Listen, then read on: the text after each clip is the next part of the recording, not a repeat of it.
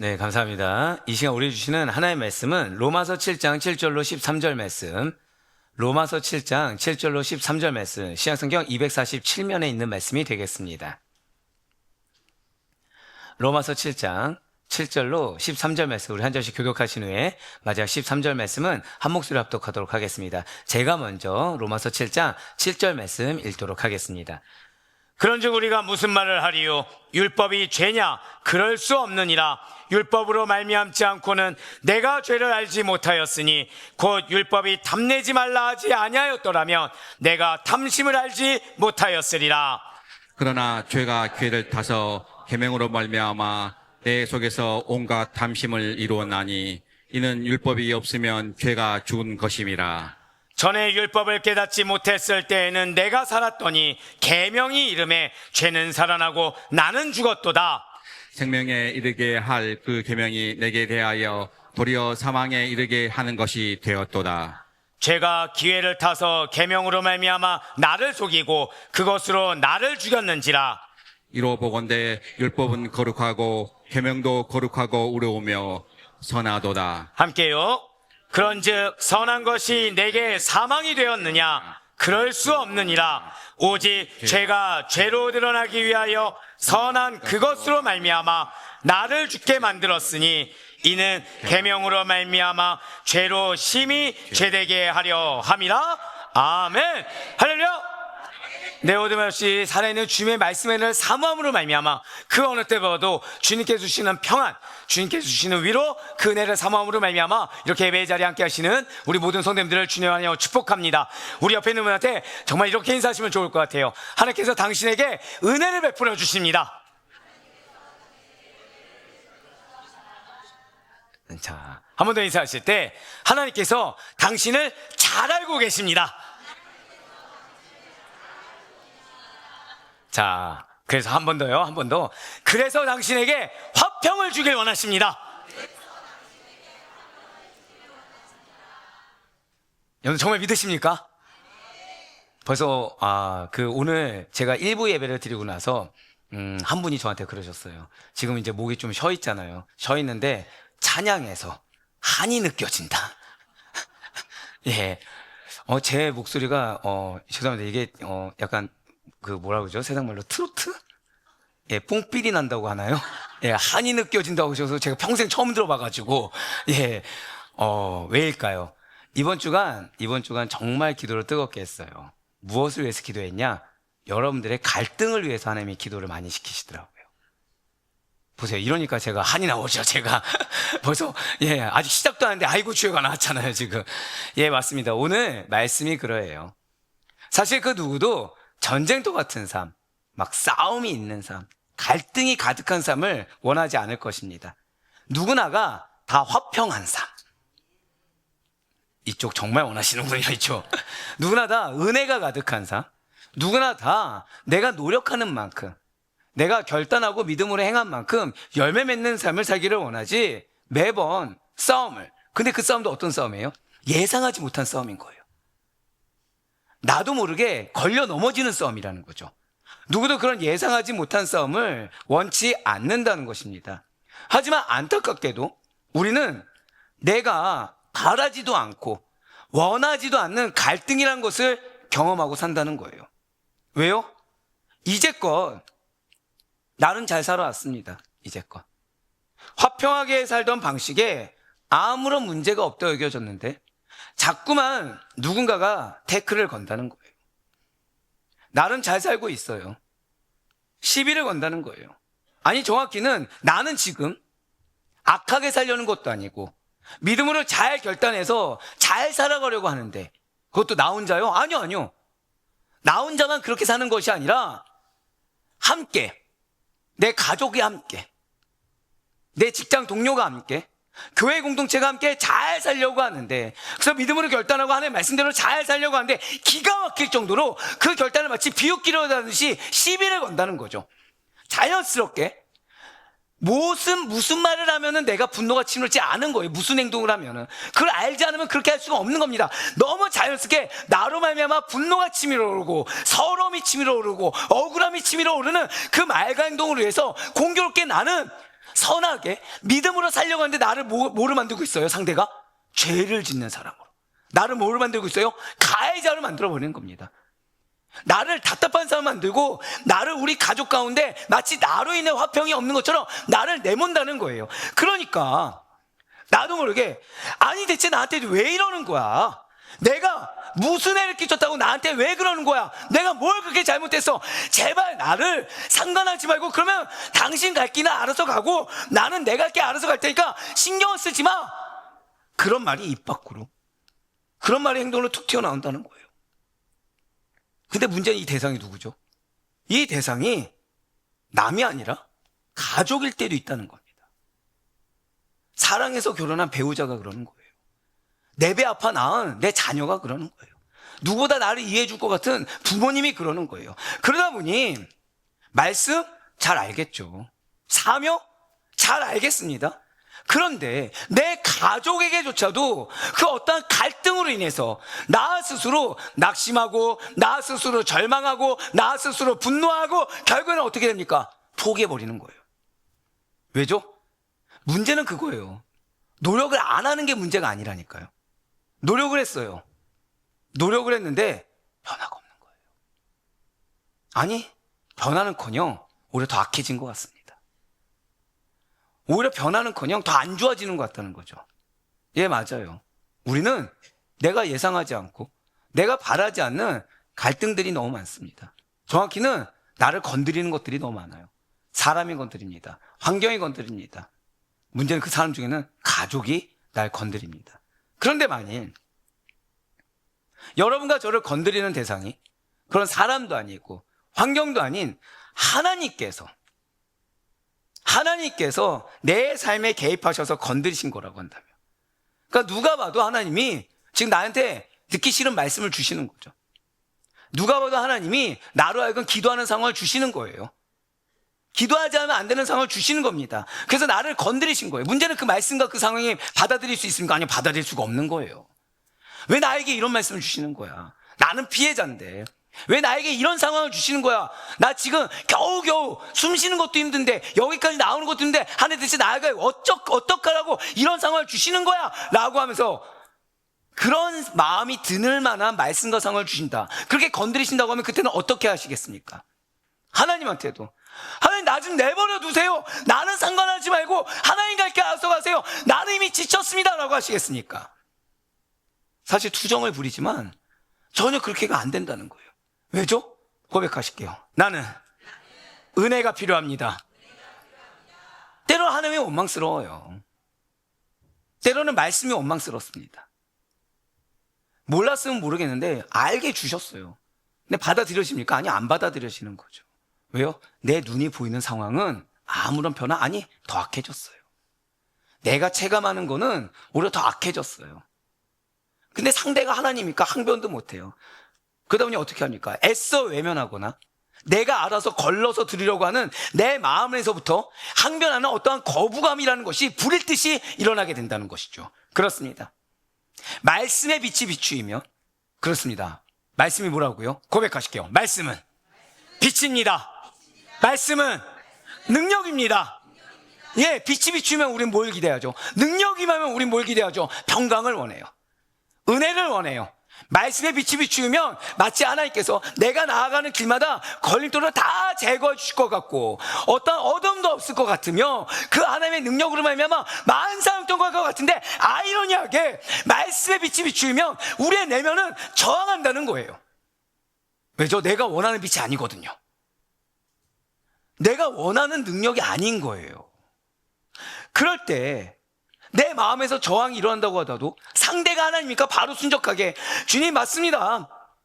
제가 잘못 알고 있습니다. 제가 잘못했습니다 하면서 회개로 나아가면 좋겠지만 우선은 그 말씀이 스메시지가 딱 선포됐어요. 여러분들 마음이 어떻든 거예요? 아멘 나오십니까? 아니요. 곧바로 내 마음 가운데 거부감, 부담감, 어려움 또는 외면, 포기 이런 부정적인 것이 올라오십니까?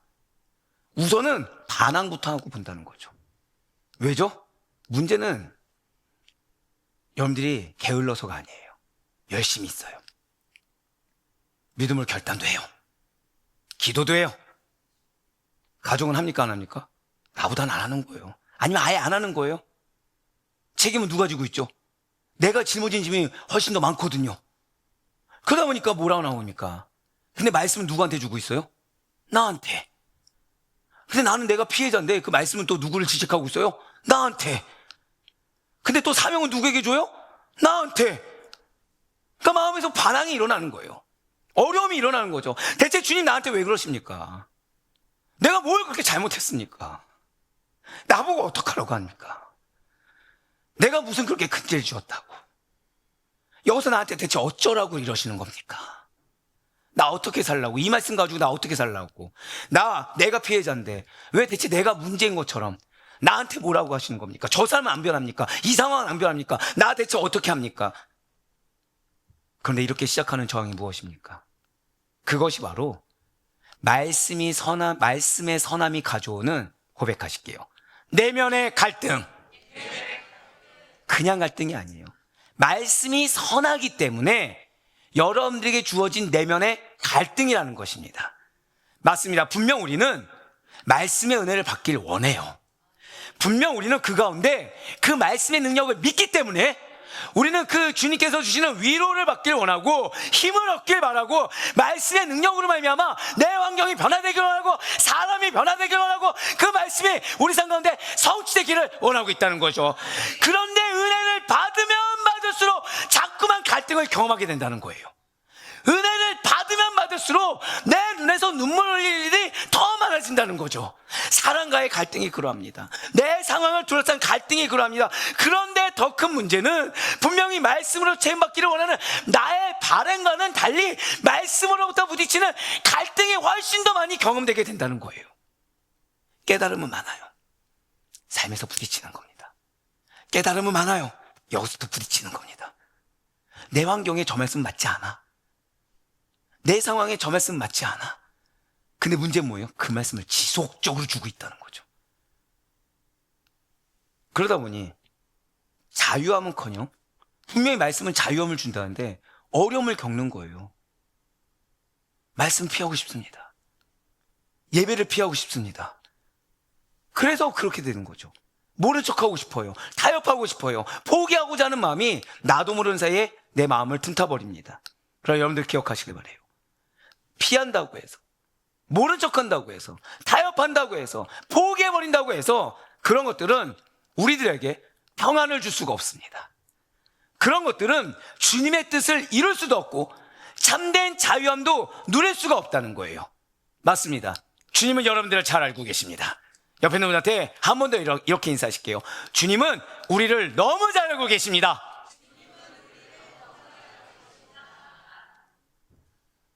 맞아요. 주님은 여러분들 너무 잘 알고 계세요. 눈치챘겠지만 방금 울 뻔했거든요. 왠지 아세요? 여러분들에서 기도할 때 제일 많이 나왔던 말이거든요. 주님, 내 양이 대체 뭘 잘못했다고? 주님, 내 양을 대체 어떻게 하라는 말입니까? 겨우겨우 여기까지 나오는데 이 이상 어떻게 합니까? 한 번쯤은 역사해 주셔야죠. 어떻게 변화가, 그런 안 좋은 변화를 맛보게 하십니까? 뭔가 보여야 믿지 않겠습니까? 연약한 거 아시면서, 부족한 거 아시면서. 근데 주님은 아시기 때문에 오늘 말씀 주셨다는 거예요. 주님 너무 잘 아시기 때문에 무엇을요? 여러분들의 갈등을 잘 아십니다. 여러분들의 마음 상태를 아시고 여러분들의 영적 상태를 너무 잘 아시사 오늘 말씀을 허락하셨다는 거예요. 무슨 말씀입니까? 절대 고백하실게요. 나에게 회복을 주길 원하십니다. 나에게 평안을 주길 원하십니다. 무엇을 통해서요? 바로 오늘 로마서 16마일 복음의 틀의 21번째 시간으로 저를 한번 고백하시겠습니다. 선함이 가져온 내면의 갈등. 예, 맞습니다. 선함이 가져온 내면의 갈등이라는 말씀의 제목을 통해 여러분들이 지금 피해를 보고 있는 것이 아니라 우리 안에 감추어져 있던, 무엇을 주기 위해? 회복을 주기 위해, 평안을 주기 위해 우리 안에 감춰져 있던 죄의 실체를 드러내시고 그 갈등의 과정을 통해 진정한 회개함과 복음의 자유로 이끌기를 원하고 계시다는 거예요. 그래서 더 이상 여러분과 제가 갈등하고 방황하며 매번 돌아가는 삶, 피하는 삶이 아니라 온전히 주님의 뜻을 이루며 온전히 주님의 능력을 경험하며 그 가운데 열매 맺는 삶을 말하기를 주님께서 원하고 계시는 사실을 반드시 잊지 마시길 바랍니다. 그 주님의 마음을 느끼시면서 먼저 오늘 본문인 로마서 7장 7절과 8절 말씀 보도록 하시겠습니다. 그런즉 우리가 무슨 말을 하리요? 율법이 죄냐? 그럴 수 없느니라. 율법으로 말미암지 않고는 내가 죄를 알지 못하였으니 곧 율법이 탐내지 말라 하지 아니하였더라면 내가 탐심을 알지 못하였으리라. 그러나 죄가 기회를 타서 계명으로 말미암아 내 속에서 온갖 탐심을 이루었나니 이는 율법이 없으면 죄가 죽은 것임이라. 아멘. 자, 오늘 말씀은 여러분들 뭘 주기를 원하신다고요? 한 번 더 고백하실게요. 나에게 회복을 주길 원하십니다. 한 번 더요. 나에게 평안을 주길 원하십니다. 자, 그 시작이 지금 무엇입니까? 지금 사도 바울이 회복을 주길 원하는 하나님의 뜻, 평안, 화평, 화목을 주길 원하시는 하나님의 뜻을 선포하기 전에 제일 먼저 말하는 것은 율법 폐기를 주장하는 자들에게 스스로 질문하고 스스로 답을 하는 것을 통해 사람들이 가지고 있는, 고백하실게요, 말씀에 대한 오해, 그거를 불식시키고자 해요. 율법에 대한 오해, 말씀에 대한 오해를 불식시키고자 하고 있다는 거죠. 율법이 죄냐? 아니야. 그럴 수 없어. 율법은 죄가 아니야 라는 거죠. 그렇다면 도대체 이 율법이 무엇이다라고 지금 사도 바울은 얘기하고 있는 것입니까? 붉은색 표현된 문을 보시길 바래요. 무슨 말씀이죠? 죄를 죄로 인식하게 만들어준다는 거예요. 자, 여러분들에게 하나님은 회복을 주길 원하시고 평안, 화평, 화목을 주길 원하시는데 그 시작이 무엇이라고요? 말씀은, 율법은 죄를 죄로 인식하게 만들어준다는 것입니다. 그렇습니다. 율법으로 인해 무엇이 죄이고 무엇이 죄가 아닌지를 알 수가 있다는 거예요. 비록 율법은 병을 고치는 의사가 아닙니다. 하지만 병을 진단하여 드러내주는 엑스레이와도 같다라는 거예요. 즉, 죄를 고쳐주진 못합니다. 하지만 내 안에 무슨 병이 있는지, 한 번 더 고백하실까요? 내 안에 무슨 죄가 있는지 그걸 밖으로 보여주는 역할을 하는 것이 말씀이라는 거예요. 그래서 율법은 그 자체로 선한 것입니다. 왜요? 하나님과 나의 관계를 가름하는 것이 무엇입니까? 죄잖아요. 그걸 드러내 보여주는 거예요. 한 번 더 고백하실까요? 갈등은 은혜입니다. 예, 맞아요. 죄가 드러나니까 갈등이 나오는 거거든요. 즉, 문제의 원인이 무엇인지를 율법은, 말씀은 보여준다라는 거예요. 그래서 율법은 그 자체로 선하다고 얘기하는 것입니다. 바로 로마서 7장 12절 말씀을 통해 사도 바울이 이렇게 증거합니다. 이러보건대 율법은 거룩하고 계명도 거룩하고 의로우며 선하도다. 아멘. 맞습니다. 율법은 그 자체로 거룩하고 의롭고 선합니다. 이러한 율법은 우리 인간이 얼마나 악하고 얼마나 죄로 가득한 존재인지를 드러난다는 거예요. 그런데 중요한 게 있어요. 동시에 뭘 또 드러나게 하냐면 우리들로 하여금, 한번 더 고백하실게요. 나에게는 능력이 없습니다. 그걸 경험하게 하는 거예요. 즉, 여러분들이 말씀을 받았어요. 은혜를 받았어요. 결단했어요. 아, 그래. 내가 이제는 좀 다르게 살아봐야겠다. 내가 이제는 저 사람을 다르게 대해봐야겠다. 내가 공동체 가운데 다르게 행해야겠다. 근데 그 다음에 경험한 건 뭐라고요? 내 힘으로 안 되는 거예요. 내 힘으로 안 되는 거예요. 안 변하는 거예요. 이만한 기미라도 있어도 내가 한번 힘을 내보려고 하는데 이만한 기미가 안 보여요. 근데 엉뚱한 데서, 와, 하나님 은혜 베푸신 것 같아. 엉뚱한 데서 하나님 역사하는 거예요. 이거 인정해야 됩니까? 인정하지 못합니까? 근데 할 수도 없고 안 할 수도 없어요. 왜죠? 난 어디 고쳤어요? 이 사람이 변화돼야 되거든요. 이건 변화됐어요? 안 됐어요? 안 됐어요. 근데 엉뚱한 데 하고 있어요. 그러니까 마음이 어려워지는 거예요.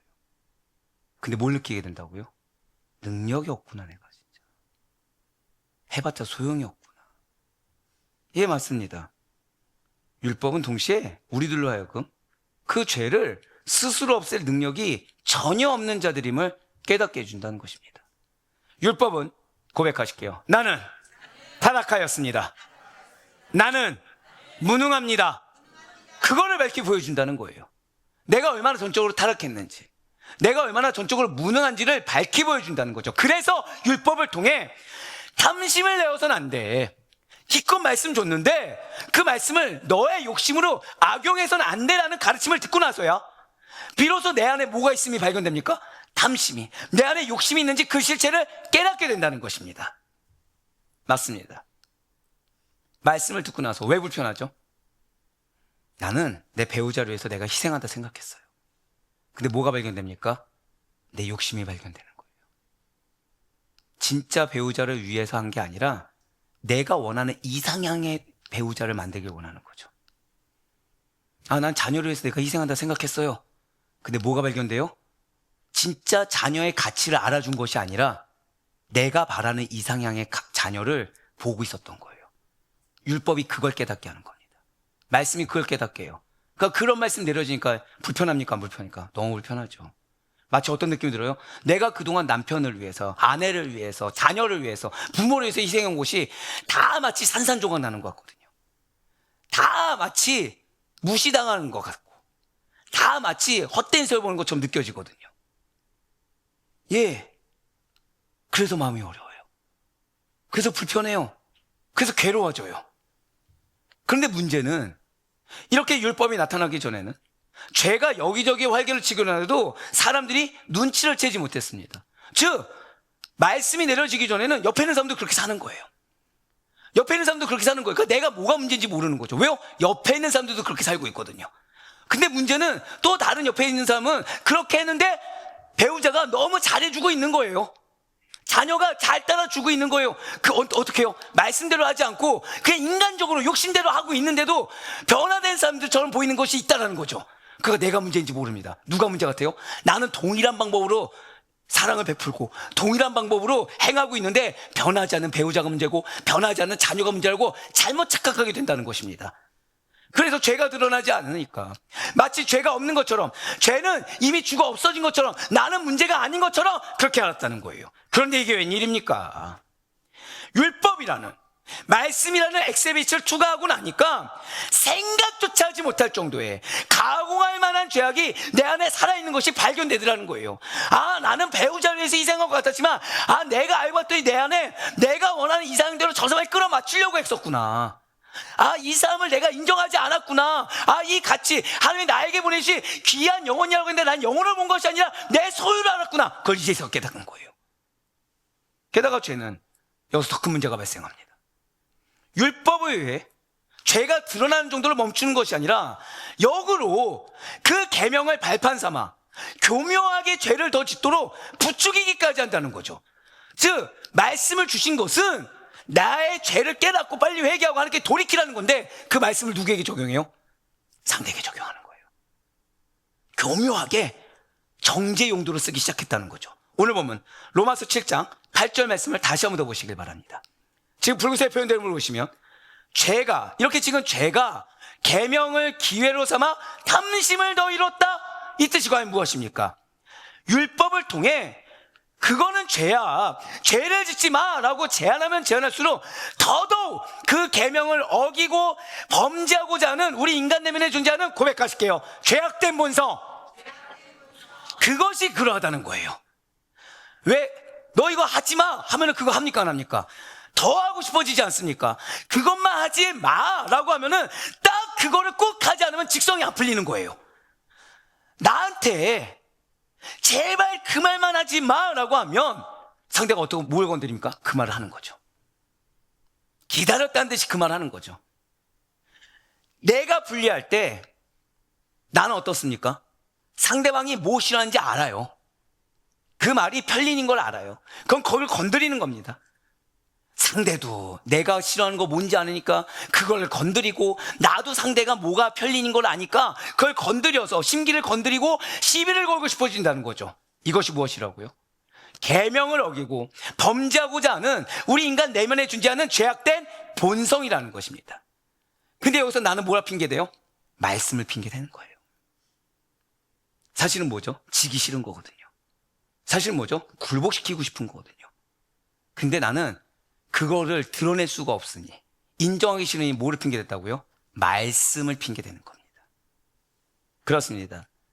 인간 내면에 자리 잡은 악은 이제는 율법, 선한 율법을 악용해서 더 큰 죄로 발전시켜 버립니다.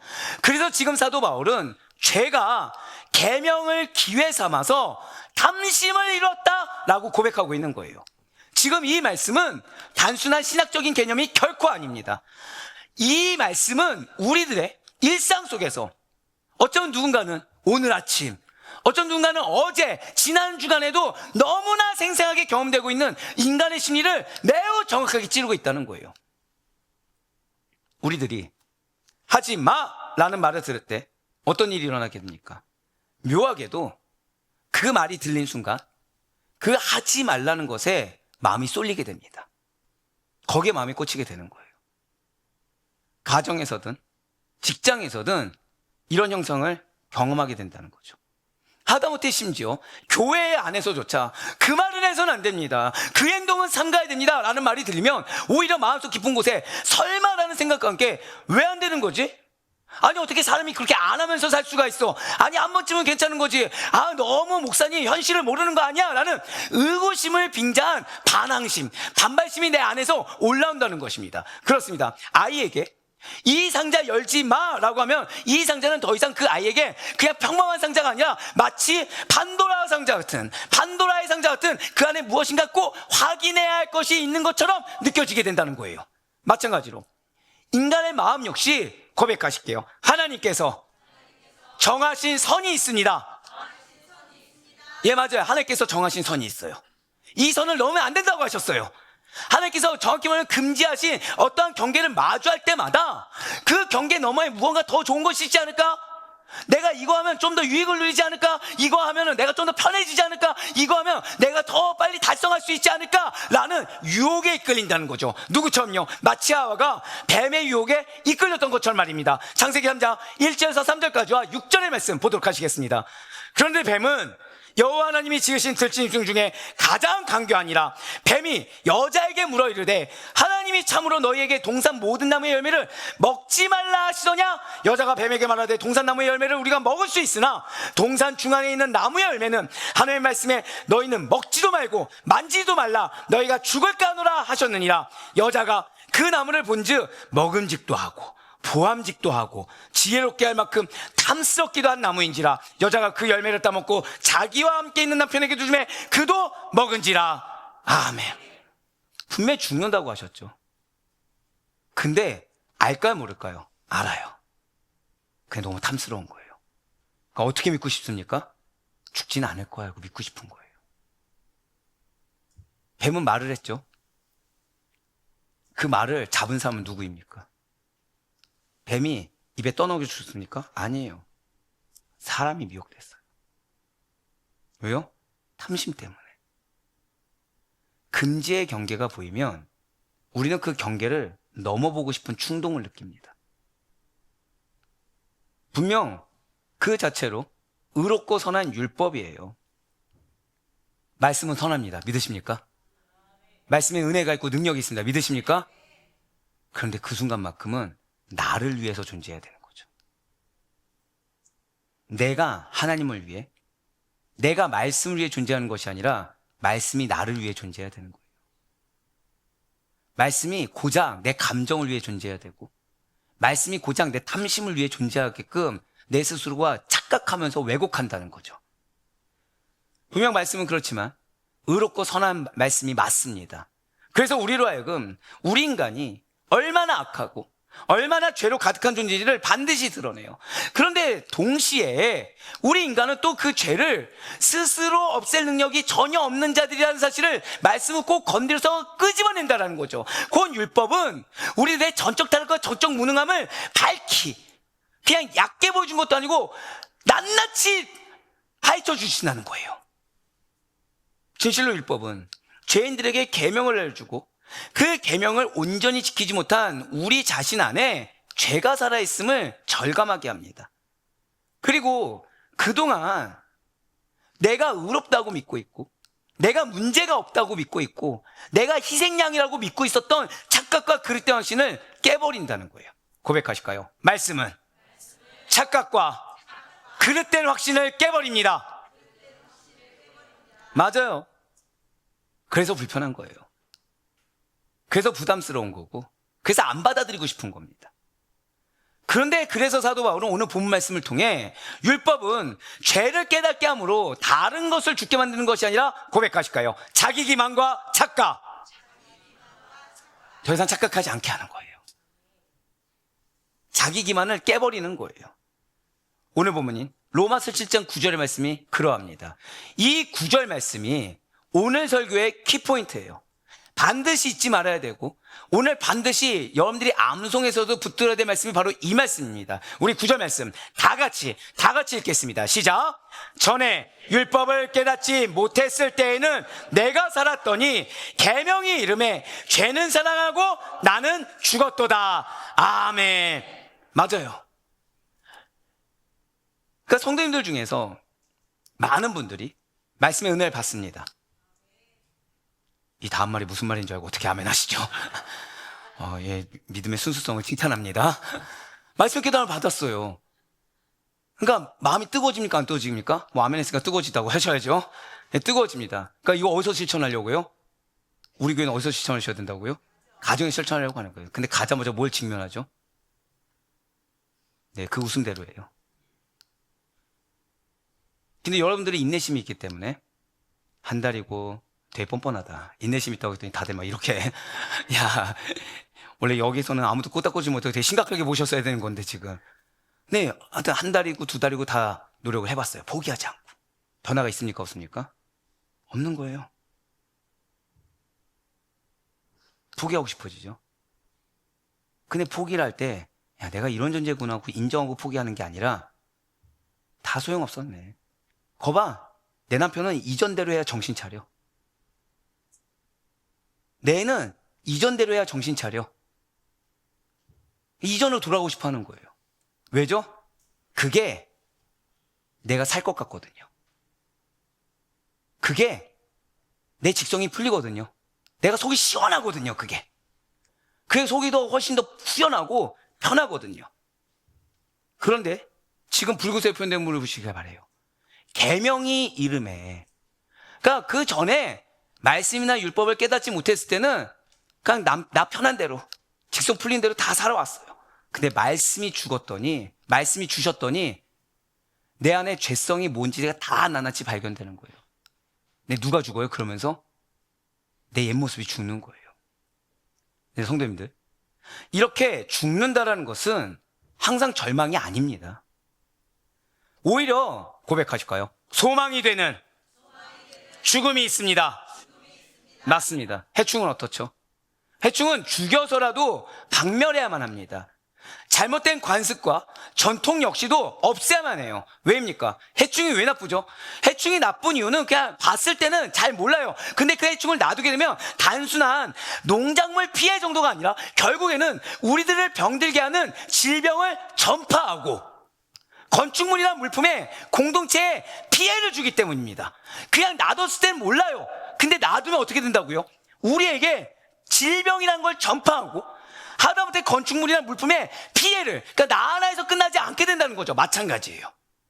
잘못된 관습과 전통은 반드시 우리의 영혼을 병들게 합니다. 그것은 겉으로 보기에는 좋은 것 같고 매우 또 익숙하기 때문에 안전하고 편안하고 이것이야말로 형통은처럼 착각할 수가 있어요. 하지만 하나님의 빛이 비추인 순간, 말씀의 빛이 비추인 순간 그 빛 앞에서는 그것은 썩어 있는 것임이 드러나게 된다는 거예요. 그럼에도 불구하고 그렇게 잘못된 관습과 전통을 지키려고 한다면, 말씀을 인정하지 않으려고 한다고 한다면 결국에는 나뿐만 아니라 해충을 남겨뒀을 때 내가 질병이 전파돼서 내가 병들고 건축물을 오염시키는 것처럼 속한 공동체에 반드시 피해를 주게 된다는 것이죠.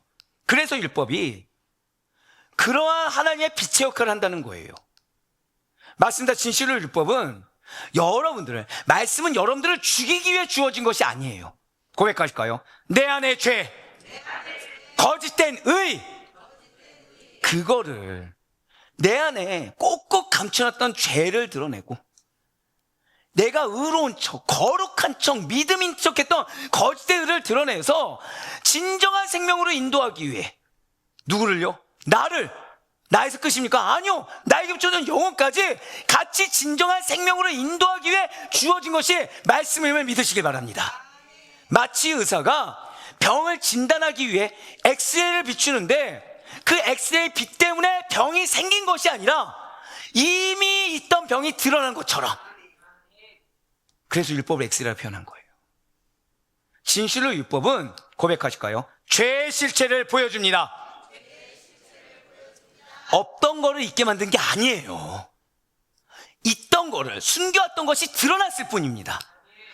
그런데 중요한 건 그 순간 우리는 충격을 받는다는 거죠. 왜요? 이전까지 나름 잘 살고 있네, 이 정도면. 나 크게 문제 없네. 아니, 요 정도도 아니죠. 진짜 우리 가정은 나 아니었으면 돌아가지 않아. 그나마 내 기도 때문에 여기까지 왔어. 내 믿음 때문에 여기까지 왔어. 내 희생 덕분에 여기까지 왔지, 나 아니었으면 안 됐어 라고 믿었는데, 율법의 계명이 임하니까 야, 내가 문제였네. 내가 사랑이 없었네. 내가 외식주의자였네. 내가 저 형은 죽이려고 했었네. 와, 나 죄로 인해 죽게 될 뻔한 사람이 나였네라고 고백하게 된다는 것이죠. 하지만 이렇게 죄가 죄인 것이 드러나겠다고 해서 율법이 악한 거 아닙니다. 율법이 우리를 어렵게 하는 거 아니에요. 사도 바울은 분명히 율법은 선하다라고 선포하고 있지 않습니까? 그러나 그 선한 율법이 나에게 사망이 되는 이유는 율법이 나빠서가 아니라 내 안에 죄가 율법을 악용하기 때문입니다. 고백하실까요? 말씀을 악용해서는 안 됩니다. 인간은 본래 죄의 권세 아래에 있어서 죄의 종노릇하며 사는 자들이었습니다. 그렇기 때문에 죄는 단순히 외적인 영향을 끼치는 유혹이나 사단의 세력뿐만 아니라 내 안에 깃든 본성적인 문제라는 거예요. 쉽게 말씀드릴까요? 나는 원래 은혜를 받아서 나는 누가 건드리지 않으면 잘 살 수 있고 하나님의 칭찬받으면 살 수 있다고 생각했지만, 그래서 나를 건드리는 남편, 아내가 문제고 내 마음에 나의 마음을 몰라주는 내 자녀가 문제를 생각했지만, 사실 그 문제가 아니라 나는 누구 때문이라고요? 내 안에 깃든 본성적인 죄가 드러났을 뿐이라는 거예요. 그렇다면 이렇게 죄가 율법을 이용했다라는 것은 또 무슨 뜻입니까? 고백하실까요? 하나님의 마음을 알아야 합니다. 바로 그거예요. 율법의 정신을 잊은 채, 하나님이 나에게 말씀 주신 그 마음과 뜻하심은 잊은 채 형식적인 것으로 치우치게 해서 결국에는 인간의 악한 본성을 자극하고 결과적으로는 죄를 짓게 만든다는 거죠. 예를 들면 고르반이 이에 해당합니다. 율법의 정신을 잊은 채 형식과 껍데기만 남아있으면 그것은 진정한 의미의 율법을 지키고 율법에 순종한 것이 결코 아니라는 거죠.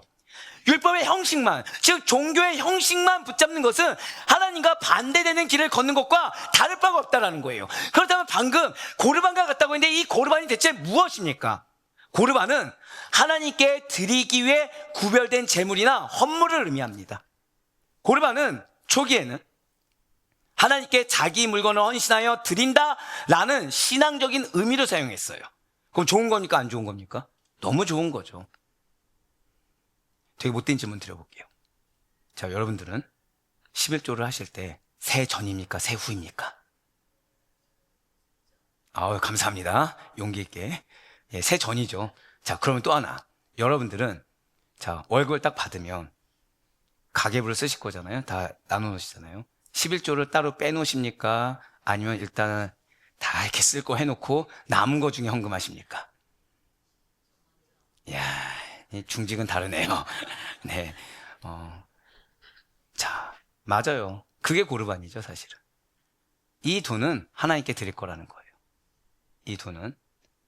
그런데 점차 사람들이 인간의 악한 본성이 내재된 죄가 이 고르반을 악용하기 시작하더라는 거죠. 예수님 공생의 당시에 어떤 물건에 대해서 고르반이라고 맹세하기만 하면 그 물건은 아무도 손을 대지 못하게 했습니다. 그래서 부모님이나 다른 누구에게 어떤 물건을 주기 싫으면 고르반이라고 외치면 됐다라는 거예요. 11조 10계명 중에 뭐가 있었죠? 부모를 공경하라가 있었죠. 근데 진짜 형편이 어려운 거예요. 형편이 어려운 거예요. 하나님께 드려야 됩니까? 부모님 공양해야 됩니까? 그때 하나님은 부모를 공양하라는 거예요. 근데 고르반 하면은 그거를 부모를 공경하지 않고 하나님께 드려도 하나님께 받으신다. 근데 고르반이라고 외치고 부모를 공경해서 하나님 받으신 걸로 여겨주신다는 거죠. 그런데 이제 이런 말이 나오는 겁니다. 아버지, 어머니, 제가 이번 달은 부모님을 봉양하기가 어렵겠습니다. 저에게 있는 이 물건으로 봉양하면 된다고? 절대 안 되죠. 이거는 고르반입니다. 하나님께 드리기로 한 고르반입니다. 우리들은 하나님 더 우선인 거 아시죠? 우리가 지금 선민인데 우리가 좀 하나님 섬기지 않으면 은혜 어떻게 받습니까? 그럼 이해해 주실 거죠? 마가복음 7장 11절부터 13절까지 말씀 보도록 하시겠습니다. 너희는 이르되 사람이 아버지에게나 어머니에게나 말하기를 내가 드려 유익하게 할 것이 고르반 곧 하나님께 드림이 되었다고 하기만 하면 그만이라 하고 자기 아버지나 어머니에게 다시 아무것도 하여 드리기를 허락하지 아니하여 너희가 전한 정통으로 하나님의 말씀을 폐하며 또 이 같은 일을 많이 행하느니라 하시고 아멘. 그렇습니다. 바리새인들은, 그렇게 말씀을 잘 알던 바리새인들이 이 고르반을 맹세를 하여 부모 부양의 의무를 회피하는 데 악용했다는 것입니다. 전통을 핑계로 정작 하나님의 계명을 어겼다는 거죠. 하나님을 잘 섬기기 위해서 고르반을 외쳤습니다. 그러면 정작 어떠한 계명을 어기게 됩니까? 10계명 중에 부모를 공경하라는 제5계명을 어기게 된다는 거예요. 그렇다면 바리새인들은 고르반이라고 외친 그 물건을 하나님께 제대로 드렸을까요? 아니라는 거예요. 교묘하게 속여서 거짓 맹세만 했을 뿐이지 하나님께도 부모님께도 드리지 않고 그냥 자신이 쓰고 싶은 대로 유용하게 써버렸다는 거예요. 말로 뭐라 그래요? 내 환경 주님이 아시니까, 내 마음은 아시니까, 내 환경 가운데 이거 드리면 나는 먹고 살기가 힘들어지니까 하나님 내 마음 아실 거야 하면서 하나님도 기만하고 부모님도 기만했다는 거예요. 결국 무엇입니까? 고르반이라는 율법 자체 선합니까 악합니까? 선하죠. 우리의 여건을 아시사 하나님께서 허락하신 율법이에요. 근데 인간의 죄악된 본성이 율법을, 그 말씀을 교묘하게 속여서 스스로 계속 죄를 짓고 죄의 길로 빠지게 하는 것이 문제라는 것입니다. 맞습니다.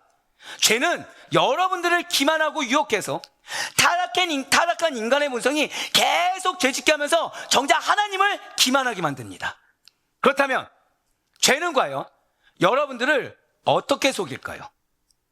첫 번째로 죄 지을만 했다라는 핑계를 대도록 만든다는 거예요. 사단은 고르반이라는 율법을 악용하도록 인간의 본성이 타락한 채로 계속 죄짓도록 만들었습니다. 자, 그럼 바리새인 한 명이 그랬을까요? 대를 이어서 계속 그랬을까요? 맞아요. 문제는 죄가 계속 죄를 짓도록 부추는 것인데, 지금 막 부추기고 있는 것인데 뭐라고 얘기해요? 나는 고르반을 드리려고 했는데 환경 때문에 못한 거야. 나는 마음은 있는데 어쩔 수가 없는 거라고 핑계를 대도록 만들어버린다는 거예요. 고백하실까요? 핑계는 죄의 결과입니다. 맞아요. 두 번째로 죄 짓는 데서 만족을 얻을 수 있다고 착각하게 만든다는 거죠. 우리의 만족은 주님께 있습니다. 믿으십니까? 우리의 만족은 말씀에 있고 성령님께 있습니다. 믿으십니까? 근데 그게 아니라 죄의 결과로 만족을 얻을 수 있다고 착각하게 만든다는 거예요. 죄는 매우 달콤하기 때문에 그냥 어쩌다 한 번 하고 말아버리는 것이 아니라 이제 틈만 나면 계속해서 고르반을 악용해서 실질적인 유익을 얻으려고 한다는 데 있습니다. 자, 당시 어떤 일이 있는지 아십니까? 의로운 제사장 한 명이 바리새인 한 명을 질책합니다. 너 고르반이라고 해놓고 왜 하나님께 드리지 않느냐라고 한 거예요. 누가 문제가 됐을까요? 질책한 제사장이 문제가 됐어요. 왜요? 이미 고르반이 자기 수입이 돼버렸거든요. 남의 형편도 모르면서, 너는 앉아서 성전에 나온 예물 가지고 받아 먹으면서 현실을 모르면서 왜 나를 지적하느냐고 얘기한 게 바리새인이었습니다. 예, 지금 그 바리새인은 고르반이 하나님 것이 됐습니까? 이젠 내 것이 돼버렸습니까? 내 것이 돼버렸죠. 즉 어쩌다가 한 번이 아니라 지속적으로 악용하는 거예요. 그러면서 이제 어느 순간 죄 짓는 데서 만족을 찾으려고 하는 걸 넘어서 이제 죄 짓는 결과물이 어떻게 됐어요? 당연해지게 됐다는 거죠. 그래서 그 죄를 지적하는 사람이 이제 문제가 돼버리는 겁니다. 왜요? 나는 당연히 내가 누려야 될 거를 못 누리게 막아버린 자가 돼버렸거든요. 지금 이제 죄에 대해서 아예 인식조차 못하게 돼버렸어요. 세 번째로 더 큰 문제죠. 죄의 결과를 피할 수 있다고 착각하게 만듭니다. 더 무서운 것은, 자, 아까 그 바리새인이 그렇게 정죄했어요. 무슨 일이 생겼을까요? 안 생겼을까요? 안 생긴 거예요. 고르반을 외치고 안 지켰을 때, 와, 죄를 짓고도 멀쩡하네? 별일 없구나 라고 하면서 죄의 결과로부터 회피할 수 있다고 착각하게 만든다는 것입니다. 하나님께서 자신을 이해하고 있다, 하나님이 내 마음 아셔서 이걸 허락하셨다라고, 이것은 죄가 아니야라고 착각하며 하나님까지도 내 판단 아래 가두는 죄악을 범하게 만든다는 것입니다. 사랑하는 성도 여러분들, 진실로 죄는 거룩하고 선한 율법을, 죄는 거룩하고 선한 능력의 말씀을 자신의 악한 욕망과 그릇된 목적을 이루는 도로 사용해버린다는 사실을 반드시 잊지 마시길 바라요. 이러한 죄가 언제든지 우리들을 틈타고, 그래서 선한 율법까지 동원하여 하나님과 반대되는 길로 가도록 미혹한다는 사실을 우리 잊지 말아야 되는 것입니다. 그러니 말씀이 부담되십니까? 말씀이 쓰십니까? 감사하셔야 돼요. 여러분들을 회개의 길로 인도한다? 인정할 수밖에 없게 한다? 불편해서 도망치고 싶게 한다? 감사하셔야 돼요. 왜요? 우리 안에 내재된 죄가 이 말씀으로 인해, 복음으로 인해 죄가 드러난다고 한다면 우리는 불편하고 부담스럽고 피하고 싶고 절망할 것이 아니라, 그래서 포기해버릴 것이 아니라 드러나게 하신 지금이, 고백하실까요? 나에게 기회를 주셨습니다. 바로 그거예요. 바로 그것을 깨닫게 하고 드러나게 하신 지금이 죄를 고치고 회복할 기회가 주어졌음을 알고 기뻐할 수 있는 여러분과 제가 되길 소망합니다. 고백하실게요. 내가 회복해야 가정이 회복되는 것입니다. 이걸 잊지 마세요. 내가 지금 올바로 하나님 앞에 서 있지 못하는데 내 배우자가 변화됐어요. 100% 교만하게 되겠죠. 더 편해지려고 하지 힘든 골고다 올라가려고 하겠습니까? 아니겠죠. 반드시 기억하시길 바라요. 죄가 드러나는 것은 절망의 고백이 아니라, 포기의 고백이 아니라, 한 번 더 고백하실까요? 회복의 출발점입니다.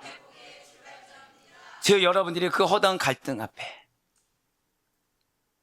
하나님의 말씀을 부정하고 싶고 더 이상 순종하기 싫은 그 마음이 들 때, 포기해버리고 싶고 이제는 옛날로 돌아가서 내 방식을 고수하고 싶을 그때가 사실은 회복의 출발점의 기회예요. 우리들의 착각이 무너질 때 비로소 우리는 은혜의 필요를 깨닫고 그리스도의 참된 복음 앞에 나아갈 수가 있는 것입니다. 그래서 사도 바울이 이렇게 권면하고 있는 거예요. 이어서 오늘 본문인 로마서 7장 10절부터 12절까지의 말씀 같이 보도록 하시겠습니다. 생명에 이르게 할 그 계명이 내게 대하여 도리어 사망에 이르게 하는 것이 되었도다. 죄가 기회를 타서 계명으로 말미암아 나를 속이고 그것으로 나를 죽였는지라. 이로 보건대 율법은 거룩하고 계명도 거룩하고 의로우며 선하도다. 아멘. 사랑하는 성도 여러분들, 하나님께서 우리들의 삶에 개입하실 때 불편함이 찾아올 수 있어요. 거부감이 찾아올 수 있고 어려움이 찾아올 수 있습니다. 그동안 아무런 나는 문제가 없다고 생각하고 여겨왔던 말과 습관, 관계, 욕심, 행동, 양식 속으로, 아니 아예 인식조차 못했던 영역으로 율법의 빛이 비추일 때 우리의 내면은 당연한 것처럼 저항하게 된다는 거예요. 하지만 그 갈등의 순간을 피해서는 안 됩니다. 모른 척해서도 안 되고 남 탓을 해서도 안 돼요. 그 갈등이야말로 하나님께서, 고백하실게요, 나를 새롭게 빚어가십니다. 맞아요. 여러분들에게 새로운 생명력을 주기 위해서, 은혜를 주기 위해서, 새로운 관계를 변화시키기 위해 주시는 기회인 줄 믿으시길 바라요. 율법이 드러낸 죄 때문에 괴로워할 때 그 고통은 말씀이 나의 이 내면, 숨기고 싶은 내면을 드러내서 괴로울 때 그 고통과 괴로움은 생명을 낳는 통증이 되는 것입니다. 씨앗이 죽어야 싹이 싹트듯이 옛사람이 죽어야 새 삶이 살아나게 되고 그 새 삶을 통해 새 삶이 나오게 되는 거예요. 내가 죽어 있어요. 내가 죄악으로 죽어 있어요. 그럼 나라는 씨앗에서 나오는 열매는 무엇입니까? 죄악밖에 나올 것이 없죠. 내가 거짓말쟁이에요. 그럼 나로 인해 나올 건 무엇입니까? 거짓말밖에 없겠죠. 근데 내가 죽었어요. 자기 부인이 됐어요. 거듭난 존재가 나왔어요. 거기서 나온 열매는 무엇입니까? 거듭난 존재예요. 여러분들의 가정이 거짓된 자가 나오길 원하십니까? 거듭난 자가 나오길 원하십니까? 그래서 여러분들 깨시는 거예요. 여러분들은 여러분들의 가족이 흠이 있길 원하십니까? 흠도 없고 점도 없이 정결하게 거듭나길 원하십니까? 그래서 우리를 흠도 없고 점도 없게 낱낱이 하나님께서 말씀으로 깨시는 거예요. 나를 깨시는 것이 은혜인 줄 믿으시기 바라요. 나를 깨는 만큼 하나님께서 내 가정에 대한 확고한 뜻이 있음을 발견하시기 바랍니다.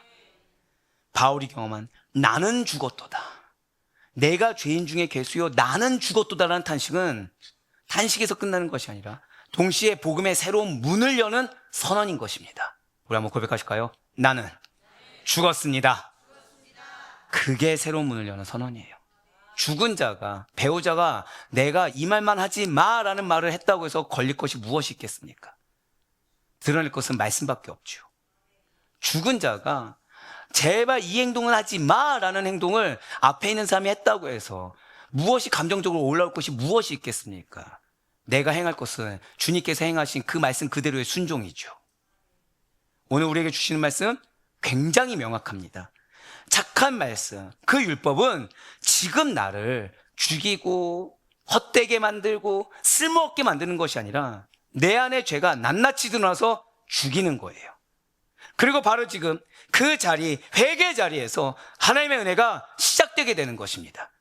우리가 더 이상 율법 아래에 있지 않고 은혜 아래에 있게 되는 복된 이유가 바로 여기에 있어요. 사랑하는 우리 성도 여러분들, 이번 한 주간 제발 정말 바라옵기는 나의 감정과 나의 환경 앞에 서는 것이 아니라 내 핑계와 타협 앞에 서는 것이 아니라 정말 주신 그 말씀 앞에 정직하게 서 있을 수 있는 여러분과 제가 되게 간절히 소망합니다.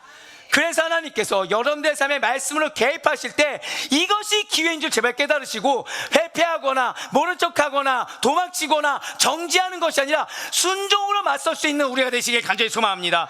율법의 거울 앞에서도 죄가 내가 드러난다고 하더라도 낙심하거나 외면하거나 포기하지 마시길 바라요. 왜 내가 믿음을 결단했는데 저 사람은 왜 변하지 않아? 이 갈등이 하나님께서 새 생명을 준비하고 계신 신호구나라는 것을 발견할 수 있게 간절히 소망합니다. 그분께서 여러분과 저의 내면의 갈등, 외부의 갈등을 통해 새로운 순종과 진정한 자유함을 주실 것을 맛보시길 바라요. 진정한 화해와 평안을 여러분에게 주시기 위해서 고백하실까요? 나에게 갈등을 경험하게 하십니다. 제가 지난주에 어떤 분의 얘기를 들었어요. 한 영혼을 위해서 기도하고 그 영혼을 위해서 헌신하는데 영혼이 변화되는 것 같은 거예요. 근데 어떻게 됐을까요? 이전보다 더 심하게 돌아간 거예요. 절망일까요? 포기일까요? 전 깜짝 놀랐어요. 와, 하나님께서 그분에게 이 말씀을 미리 준비케 하셨구나. 지금 뭐죠? 새 생명이 시작되고 있다는 거예요. 내 안에 있는 갈등을 빨리 제거하라는 거예요. 왜 사단이 포기하고 싶은 마음을 주게 하죠? 고백하실까요? 열매가 확실하기 때문입니다. 사단이 여러분들 제일 먼저 건드리는 것은 여러분들의 감정입니다. 여러분들의 착각입니다. 그래야 빨리 포기해버리거든요. 그래야 빨리 남을 정죄해서 남의 영혼을 죽여버리거든요. 그렇습니다. 지금까지 사도 바울은 두 가지 중요한 진리를 우리에게 가르쳐 주었어요. 첫 번째는 죄의 본성이 얼마나 무섭고 교묘한가 하는 것을 우리에게 얘기했습니다. 어느 정도였어요? 말씀을 악용할 정도로. 말씀을 악용할 정도로. 두 번째, 진실로 죄는 본래 거룩하고 선하며 공의로운 하나님의 율법을 악한 목적을 이룬 도구로 사용해버린다는 거죠. 죄는 선하고 아름다운 것을 왜곡해서 악의 무기로 만들 수 있는 존재이기 때문에 우리는 나의 죄를 결코 가볍게 여기서는 안 된다는 것입니다. 죄는 은밀하게 다가와요. 선한 것의 옷을 입고 반드시 우리로 말미암아 악을 행하게 만들어버립니다. 그래 우리는 언제나 깨어서 죄를 경계하며 하나님의 은혜 안에만 머물기로 작정하며 결단하며 나아갈 수 있어야 돼요. 두 번째로 율법이 잘못되었거나 악하다고 생각하는 사람들에게 바울은 분명하게 교훈하고 있다는 거죠. 뭐요? 말씀은 무용한 것이 아니에요. 말씀은 결코 악한 것이 아닙니다. 한 번 더 고백하실까요? 말씀을 주실 때는 이유가 있습니다. 맞아요. 진실로 율법은 우리로 하여금 죄로 이끄는 것이 아니라 여러분들을 낙담과 절망으로 이끄는 것이 아니라 오히려 나의 죄를 드러내어서 우리로 하여금 구원의 필요성을, 은혜의 필요성을 깨닫게 하는 하나님의 선한 도구입니다. 죄가 율법을 이용해서 우리를 속이고 넘어뜨릴 뿐 율법 그 자체는 거룩하고 의로우며 선하다는 거예요. 사도 바울은 지금 이 사실을 통해 하나님의 율법의 본질적인 선함과 공의를 분명히 선포하고 있다는 것이죠. 사랑하는 성도 여러분들, 하나님은 이미 여러분들에게 약속의 말씀을 주셨습니다. 근데 우리는 그 말씀을 내가 임의로 판단해서는 안 돼요. 진실로 우리는 오히려 그럴수록 죄의 실체와 율법의 참된 의미를 바로 알아야 합니다. 왜요? 나를 위해. 무엇을 위해서요?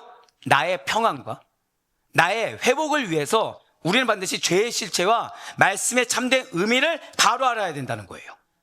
율법의 선함을 통해서 하나님의 거룩함을 바라보는 믿음의 눈을 가질 수 있는 우리 모두가 되기를 간절히 소망합니다. 더 이상 착각해서 나도 모르는 사이에 내가 받을 분깃을 포기해버리는, 나도 모르는 사이에 실족하여 넘어진 일이 없어야 된다는 거예요. 그래서 사도 바울은 앞서 9절에서 언급한 내용을 다시 한 번 더 반복하여, 성경의 반복은 왜라고요? 중요하기 때문이죠.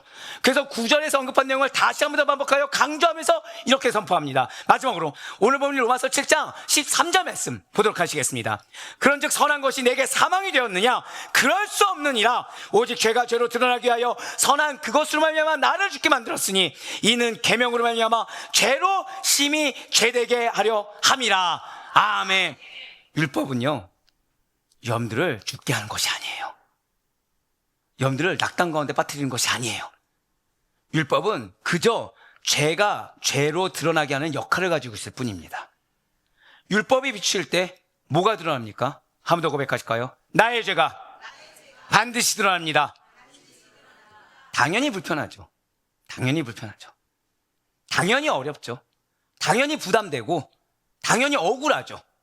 왜요? 내 생각은 이 말씀 들을 자는 누구입니까? 내가 아니거든요. 하지만 바로 그때 그런 어떠한 부정적인 감정이 성령의 마음이 아니라, 성령의 뜻하심이 아니라 인간적인 감정이 치밀어 오를 때, 바로 그때가 회개하며 죄가 아닌 하나님의 길을 따르겠노라는 결단이 필요한 기회의 시간임을 잊지 마시길 바라요.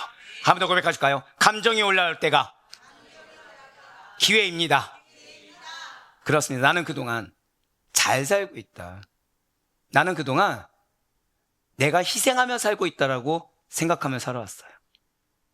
나는 그동안 나름 이 정도면 하나님이 칭찬까지는 아니어도 인정은 할 것이라고 생각해 왔습니다. 나는 큰 문제가 없는 사람이고 지금 내가 겪고 있는 환경은 억울할 뿐이라고 생각했어요. 그러나 그것은 옳은 생각이 아닙니다. 그것은 우리의 착각일 뿐입니다.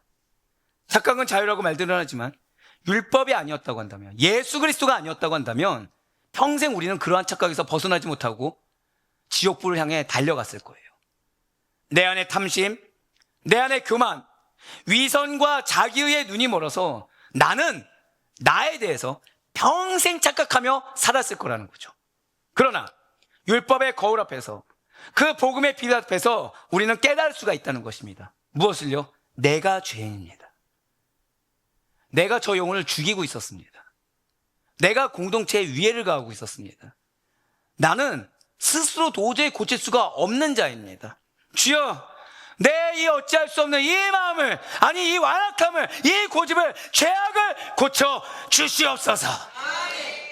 이 고백이 우리들의 회복의 시작인 거예요. 진실로 율법은 우리를 정죄하는 칼이 아니에요. 여러분들이 그동안 흘렸던 눈물을 헛되게 만드는 것이 아니에요. 그것은 우리의 내면을 비추는 하나님의 거울입니다.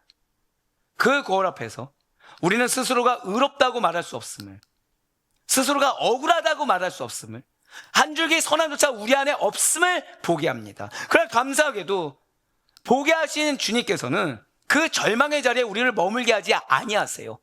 발견하게 하신 이유는 우리에게 약속의 성취를 주기 위함이라는 사실을 잊지 마시길 바라요. 그래서 사랑 우리 아드표의 성도 여러분들, 오늘 이 시간 율법이 드러낸 그 내면의 갈등 속에서, 맞아요, 여러분들 외부의 갈등은 어디서부터 시작했다고요? 내면의 갈등에서 시작한 거예요. 내면의 갈등 속에서 사람이나 환경, 세상적인 어떠함 하다못해 나의 상처받은 과거까지도 보지 마시고 오직 예수 그리스도의 십자가만을 바라볼 수 있는 우리가 되길 간절히 소망합니다. 누구를 위해서요? 나를 위해서. 누구를 위해서요? 나의 앞길을 위해서 우리는 예수 그리스도의 십자가만을 바라볼 수가 있어야 돼요. 그런데 그것이 비단 나만을 위한 것이 아니라 누구를 위한 것이 됩니까? 가족과 붙여준 영혼들을 위한 길이 된다는 거예요. 반드시 그분은 염두를 깨닫게 하실 것입니다.